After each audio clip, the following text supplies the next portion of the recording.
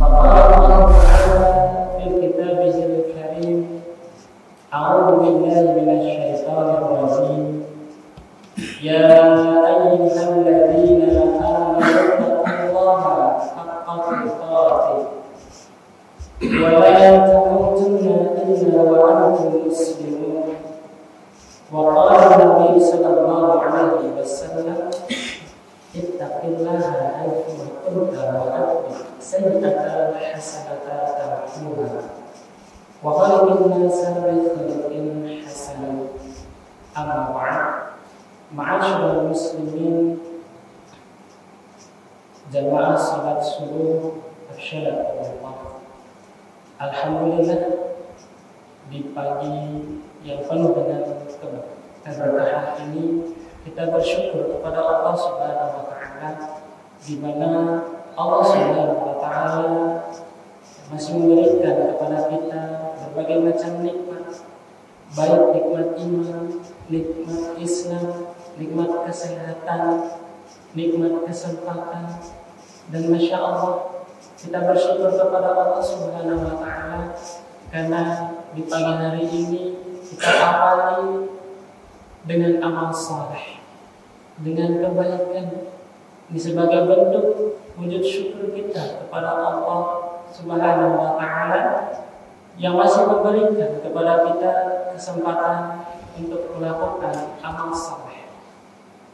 Berapa banyak orang-orang yang mungkin pada saat ini, pada detik ini masih terlelap di dalam mimpi-mimpinya. Alhamdulillah, kita termasuk di antara orang-orang yang digerakkan oleh Allah Subhanahu wa taala untuk beribadah kepada Allah Subhanahu wa taala. Tanpa pertolongan Allah, tentunya kita tidak bisa melakukan amal-amal yang diridhai oleh Allah Subhanahu wa taala. Maka kita senantiasa berdoa kepada Allah Subhanahu wa taala, Allahumma a'inna ala dzikrika wa syukrika wa husni ibadatik. Ya Allah, tolonglah kami untuk senantiasa mengingat, untuk senantiasa bersyukur kepada, dan juga untuk senantiasa melakukan amal-amal saleh yang diridhai oleh Allah Subhanahu wa taala. Tentunya kita semua berharap agar kita senantiasa diberikan keistiqomahan, bahkan mudah-mudahan Allah Subhanahu wa taala mewafatkan kita dalam keadaan husnul khatimah, sebagaimana doa yang kita panjatkan kepada Allah Subhanahu wa taala, Allahumma inna nas'aluka husnul khatimah warzuqna taubatan nasuha qabla al-maut. Mudah-mudahan kita yang hadir di masjid ini termasuk di antara orang-orang yang telah diberikan husnul khatimah dan kita diwafatkan dalam keadaan Islam. Jemaah yang dirahmati oleh Allah Subhanahu wa taala, dalam surat Al-Kahfi banyak sekali terdapat kisah-kisah yang menarik. Salah satunya adalah kisah Ashabul Kahfi. Namun pada kesempatan kali ini saya tidak akan menceritakan kisah tersebut karena saya berhusnuzon antum sekarang sudah mengetahui kisah tersebut. Kisah beberapa orang pemuda saleh yang berupaya untuk menyelamatkan agamanya, dinnya, hingga Allah Subhanahu wa taala kemudian menyebutkannya di dalam Al-Qur'an. Ada yang menarik dalam kisah tersebut, di mana Allah Subhanahu wa taala menjelaskan di dalam firman-Nya seperti di dalam surah Al-Kahfi, A'udzu billahi minasyaitonir rajim, wa tahsabuhum ayqadhan wa hum ruqud wa nuqallibuhum dzata yamini wa dzata shimal wa qalbuhum basitun dhira'ayhi bil wasil law qara'ta 'alaihim minhum la walaita minhum firara wa la walaita minhum Masya Allah, di ayat ini Allah Subhanahu wa Ta'ala, saya ingin menggarisbawahi pada kalimat kalbumu. Ada seekor anjing yang mengikuti rombongan pemuda saleh yang berlindung di dalam gua tersebut. Bahkan di ayat yang lain juga di surat yang sama disebutkan, sayaquluna thalathatu rabi'uhum kalbuhum wa yaquluna khamsatun sadisuhum kalbuhum rajman bil ghaib wa yaquluna sab'atu wa thaminuhum kalbuhum qul rabbi a'lamu bi'iddatihim ma ya'lamuhum illa qalil ila akhir ayat. Masya Allah, lagi-lagi di situ terdapat kata kalbuhum. Ya, di antara perselisihan orang-orang yang mengatakan di kemudian hari tentang jumlah penghuni gua tersebut, ada yang menyebutkan 3 orang, yang keempat adalah anjing. Ada yang menyebutkan 5 orang, yang keenam adalah anjing. Ada yang menyebutkan 7 orang, yang ke-8 adalah anjing.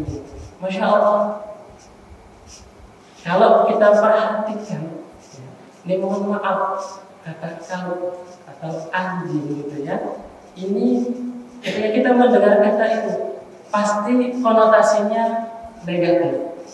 Betul atau betul? Ya kan? Apalagi kalau intonasinya lebih ditekankan, seperti mungkin ketika di jalan gitu ya, diserempet, kemudian keluar kata-kata ini agak sedikit ditekankan, ini lebih negatif lagi gitu ya. Masya Allah. Dan ternyata sekarang di kalangan anak-anak muda kita juga viral, Pak. Mungkin bapak-bapak perlu dicek nih, perlu dikontrol kata-kata anak-anak kita generasi zaman now ini. Di kalangan mereka populer dengan sebutan, mohon maaf, agak sedikit dipelintir, anjay. Nah ini sama sebetulnya. Dan ini seringkali diucapkan oleh anak-anak muda kita, anak-anak kita. Misalkan ketika main game asik dengan gadgetnya, kemudian kalah, wah, kata ini keluar. Ya kan? Dan banyak kesempatan kata-kata ini sering sekali keluar. Nah mungkin di antara kita sebagai orang tua ramah ini kata apa sih gitu ya? Apalagi hanya sebuah umpatan saja gitu ya, umpatan biasa gitu. Padahal ini bermakna tadi anjing, ya. Sesuatu yang kalau kita sebutkan berkonotasi negatif. Tapi masya Allah Pak, kata anjing ini disebutkan di dalam kalamullah, di dalam Al-Quran. Ya, sesuatu yang belum kita konotasinya negatif ternyata disebutkan oleh Allah Subhanahu wa Ta'ala di dalam ayat-ayatnya. Ada apa? Nah, Imam Al-Qurtubi rahimahullah yang menukil pendapat Ibnu Atiyah, di mana beliau meriwayatkan, inna man ahabba ahlal khair nala min barakatihi. Masya Allah. Sesungguhnya barang siapa yang mencintai kebaikan, ya, maka ia akan mendapatkan keberkahan dari orang-orang tersebut. Masya Allah. Allah Subhanahu wa Ta'ala memberikan anjing tadi karena membersamai pemuda-pemuda saleh yang ada di dalam gua. Allah angkat derajatnya. Bahkan Allah sebutkan dalam kalamnya yang unik. Apalagi kita manusia, ya. Sebanyak apapun dosa kita, seburuk apapun diri kita, sehina apapun diri kita, mungkin dengan kita membersamai orang-orang saleh, kita akan mendapatkan keberkahan dari mereka. Dan bisa jadi dengan itu menjadi wasilah Allah Tabaraka wa Ta'ala meninggikan derajat kita di sisi Allah Subhanahu wa Ta'ala. Bukankah ada seseorang yang mendatangi Nabi Sallallahu Alaihi Wasallam kemudian bertanya tentang hari kiamat, kemudian Nabi Sallallahu Alaihi Wasallam menanyakan apa yang sudah engkau persiapkan ya, untuk hari kiamat. Kemudian dia menjelaskan, saya tidak mempersiapkan diri dengan banyak sholat, banyak sedekah, banyak puasa, tapi beliau mengatakan bahwa saya mempersiapkan diri dengan mencintai Allah dan Rasul-Nya. Nabi Sallallahu Alaihi Wasallam, "Anta ma'a man ahbab." Engkau akan bersama orang yang engkau cintai. Dengan penuh ketawaduan, Pak. Beliau bukan seorang yang alim, bukan seorang ahli ibadah, tapi dengan berharap kecintaannya kepada Allah Subhanahu wa taala, kemudian dengan berharap cintanya kepada Rasulullah sallallahu alaihi wasallam, dia berharap di yaumil akhir bisa dikumpulkan bersama Rasulullah sallallahu alaihi wasallam.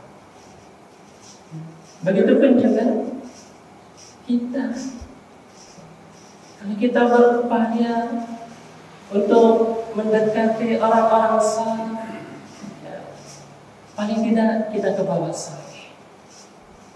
Karena teman yang baik, dia akan mengingatkanmu tentang perkara akhirat. Insya Allah.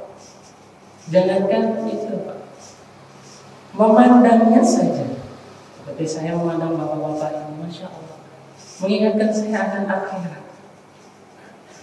Ini baru memandangnya saja sudah mengingatkan akhirat. Apalagi kalau dia berbicara, pasti yang dikatakan adalah kebaikan. Karena seorang yang beriman, dia akan menyadari ya, hadis Nabi Sallallahu Alaihi Wasallam, "Man kana yu'minu billahi wal yawmil akhir, falyaqul khairan aw liyasmut." Barang siapa yang beriman kepada Allah dan hari akhir, maka dia akan berkata yang baik atau diam. Setidaknya dia jaga lisannya. Begitupun kalau kita bergaul dengan orang-orang saleh, mungkin kita kurang saleh karena kita bersama dengan orang saleh, datang masuk waktu azan karena dia terbiasa melaksanakan salat berjamaah, pasti dia akan mengajak kita.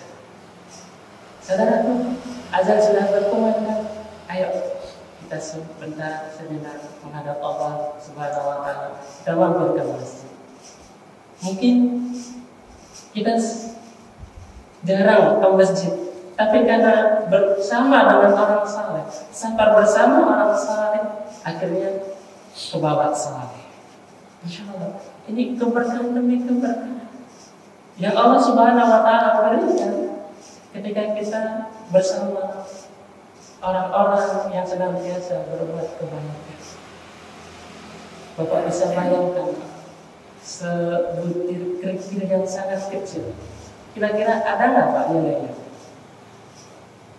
Sebutir kerikil yang sangat kecil gitu, nggak ada contohnya gitu. Sangat kecil. Ini mungkin nggak ada nilainya. Tapi kalau kerikil tadi berada di tumpukan beras, terus kemudian dia ditakar seperti mungkin standarnya pelalang di sini menggunakan standar kilogram atau liter, karena kan ini yang berlaku, kan ada yang menggunakan standar kilogram atau standar satuan liter gitu ya di dalam pembeliannya, transaksi pembeliannya gitu. Nah, ketika di dalamnya terdapat kerikil tadi ikut bernilai bersama dengan tumpukan beras tadi, padahal dia hanya kerikil. Coba bayangkan kalau kerikil tadi terpisah dari beras tadi, nggak ada nilainya sama sekali. Tapi karena kerikil tadi ada di tumpukan beras tadi, jadi ikut bernilai ya, bersama beras yang juga tadi memiliki nilai. Insya Allah. Begitupun juga duri di bunga mawar. Siapa orang yang ingin membeli sebuah duri? Tapi ketika duri tadi ya berada di sekuntum bunga mawar, maka duri tadi menjadi ikutan bernilai bersama dengan sekuntum bunga mawar tadi. Mungkin kalau di antara bapak-bapak yang dulu pernah di masa mudanya cukup romantis, memberikan sekuntum mawar untuk pujaan hati. Masya Allah. Gitu ya. Nah, ini ikut ke bawah, ya. Masya Allah, ikut ke bawah bernilai. Ya. Padahal tadi hanya sebuah duri. Begitupun juga kita. Jangan merasa kemudian kita rendah hati, yang menjadi minder hanya karena kita tidak memiliki amalan-amalan yang besar atau amalan-amalan yang besar. Kita tidak memiliki kafah ilmiah yang mumpuni misalnya, atau amal soleh yang hanya segitu-gitunya saja. Tapi ketika kita berupaya untuk mendekatkan diri, berkumpul bersama orang-orang saleh, ya, bergabung bersama komunitas orang-orang saleh, maka insya Allah kita akan mendapatkan keberkahan, juga kebaikan-kebaikan yang dilakukan oleh orang-orang saleh tadi. Bukankah Allah Subhanahu wa taala berfirman, "A'udzubillahi minasyaitonir rajim. Bismillahirrahmanirrahim. Wal 'ashr. Innal insana lafi khusr. Illa alladziina aamanu wa 'amilus shalihati wa tawassaw bil haqqi wa tawassaw bis sabr." Tentunya kita semua sudah hafal dengan surat iman. Tapi di situ kita bisa melihat, ya, seluruh aktivitas kehidupan kita ini sebetulnya merugi, kecuali orang-orang yang berkumpul bersama orang-orang yang beriman. Karena di situ menggunakan kalimat amanu, menggunakan wawu jamaah. Jadi nggak sendiri, nggak saya tok yang beriman, tapi berkumpul bersama komunitas orang-orang yang beriman. Karena di dalamnya, ketika kita berkumpul bersama komunitas orang-orang yang beriman, pastinya dia akan saling mengajar untuk melakukan amal saleh. Ketika melakukan amal saleh atau amal yang sifatnya jamaah, ya, ini menjadi nilainya berlipat-lipat. Contoh sederhananya ketika kita melaksanakan sholat sendiri dengan berjamaah, beda nggak Pak nilainya di sisi Allah? Berbeda. Ya. Walaupun dengan hanya berdua saja, tapi ini sudah dikatakan berjamaah, dan ini juga nilainya berbeda daripada kita sholat sendiri. Masya Allah, ini sudah luar biasa. Dan ketika kita beramal soleh, pastinya kita akan mendapatkan gangguan, cobaan. Nah, kemudian kita akan saling menguatkan untuk sama-sama menegakkan kebenaran. Dan juga karena iltizam di atas al-haq, pasti cobaannya luar biasa. Maka kita akan saling menasihati di atas kesabaran. Masya Allah. Sampai Imam Syafi'i rahimahullah berkomentar tentang surat ini. "Law anzalallahu hujjatan minas sama'i ila hadhihi surah lakafat." Masya Allah. Ini saking beliau begitu mengistimewakan surat Al-Asr ini. Kalau saja seandainya tidak diturunkan hujah dari langit kecuali surat Al-Asr ini saja, misalnya sudah mencukupi. Masya Allah. Surat ini begitu istimewa menurut pandangan Imam Syafi'i rahimahullah. Maka segera temukan komunitas orang-orang saleh supaya setidaknya hidup kita bisa lebih terarah, lebih tertata. Atau dalam bentuk sederhananya, ya setidaknya kita ciptakan lingkungan yang kondusif untuk sama-sama melakukan amal saleh di lingkungan keluarga kita. Seperti kepada pasangan kita, kalau kita saling menguatkan, saling mendorong, saling memotivasi untuk sama-sama melakukan amal saleh, tentu akan semakin memiliki nilai tersendiri dan membuat kita lebih bersemangat. Bandingkan kalau hanya kita sendiri di anggota keluarga itu yang melakukan amal saleh, tentu berat. Tapi kalau itu didukung oleh anggota keluarga yang lain, seperti misalkan seperti saat ini ketika kita tidur, kemudian terlelap hingga datang masuk waktu subuh. Kalau kita memiliki pasangan yang saleh, dia akan membangunkan kita. Ya. Bangun, sudah mendekati azan subuh. Kalaupun digoyangnya nggak bangun, ya percikan air di wajah. Masya Allah. Saling membantu untuk melakukan amal saleh. Tapi bayangkan kalau tidak tercipta lingkungan untuk saling melakukan amal saleh di keluarga tersebut. Ya suaminya tidur terlelap waktu azan berkumandang, ya dibiarkan saja. Karena orientasi kehidupannya bukan untuk mengejar akhirat. Kasihan suami saya nih, habis bekerja lembur, ya sudahlah dibiarkan saja, gitu ya. Salah. Padahal kalau dia memiliki kecintaan, pasti dia akan membangunkan. Bangun saat subuh. Begitupun juga anak-anak kita. Maka kita mencintai mereka, pasti kita akan bangunkan mereka. Nah, bangun. Azan subuh sudah berkumandang, ayo kita laksanakan salat subuh di masjid. Masya Allah. Dia akan ajak anak-anaknya juga untuk melakukan amal saleh sebagaimana yang dia kerjakan. Maka para jamaah rahimani wa rahimakumullah,